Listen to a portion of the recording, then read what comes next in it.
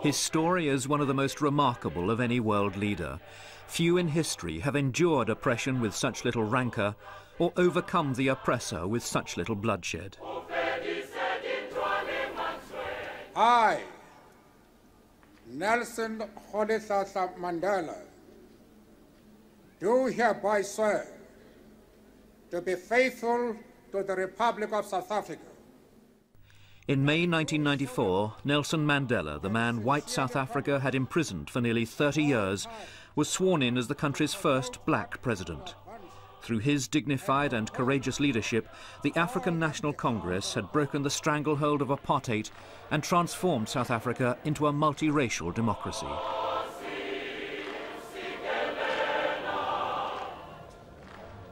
Nelson Mandela was born in 1918 in South Africa's Eastern Cape. He was the son of a tribal chief. He qualified as a lawyer, and by 1952 he'd set up a legal partnership with a man who was to be a lifelong friend and ally, Oliver Tambo. Together they campaigned against apartheid, the exercise in social engineering under which South Africa's white minority, in charge of the country's military as well as economic forces, brutally crushed the human rights and aspirations of the black majority. In 1956, Mandela was among 156 political activists to be charged with high treason. The trial lasted more than 4 years before charges were dropped. In Johannesburg, premier city of South Africa, thousands of coloured people went to attend a protest meeting called by the African National Congress.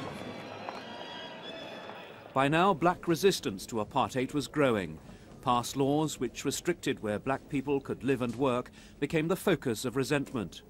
Past books were burned as Mandela and others organised demonstrations against apartheid's leaders. I despise them because they were despised by the entire world.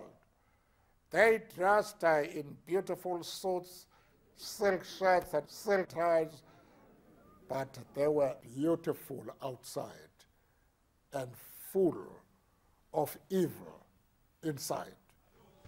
The Sharpeville massacre in 1960 forced the ANC to change strategy. 69 people died when police opened fire on black demonstrators.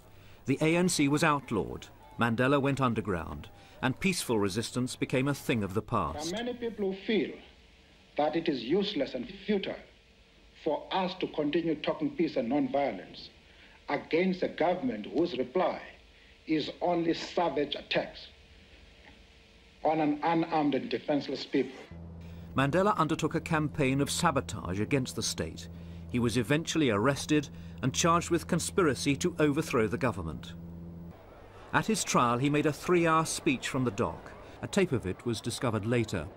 This, his final plea for freedom and democracy for all South Africans, was to echo down the 27 years he was to remain a political prisoner. It is an idea for which I hope to live for and to see realized. But my Lord, if it needs be,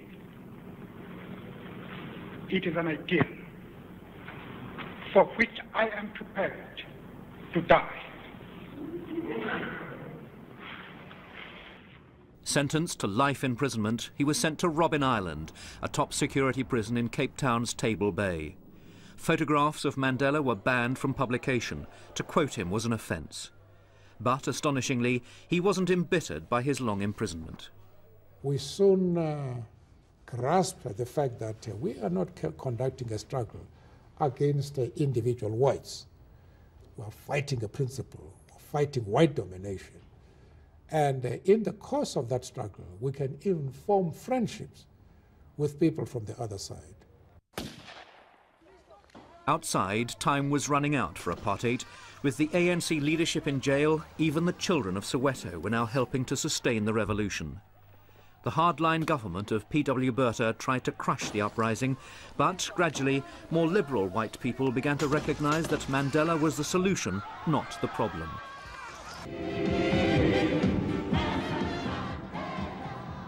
An international campaign was begun for the release of Nelson Mandela as, around the world, governments imposed sanctions on South Africa. In 1990, a courageous white leader, President F.W. de Klerk, announced that the ANC would be unbanned. That February, after 27 years of imprisonment, Nelson Mandela walked to freedom with his then wife Winnie at his side. Worldwide pressure had borne fruit. But hope soon turned to despair. Township violence left blacks fighting blacks. Mandela repeatedly appealed for peace. Take your guns, your knives, and your pangas, and throw them into the sea. Mandela's appeal was largely ignored. Black people were massacring each other, even as Mandela was negotiating a new democratic constitution. The country's first multiracial elections in 1994 resulted in a landslide victory for the ANC. Millions enjoyed their first taste of democracy. People from all races welcomed the vote as a new beginning for the country. The process of national reconciliation was helped by the Truth and Reconciliation Commission, which gave the victims of apartheid the opportunity to tell their stories and, in some cases, to confront their oppressors. What kind of man, listening to those moans and cries and groans, what kind of man is that? It was a painful process for everyone.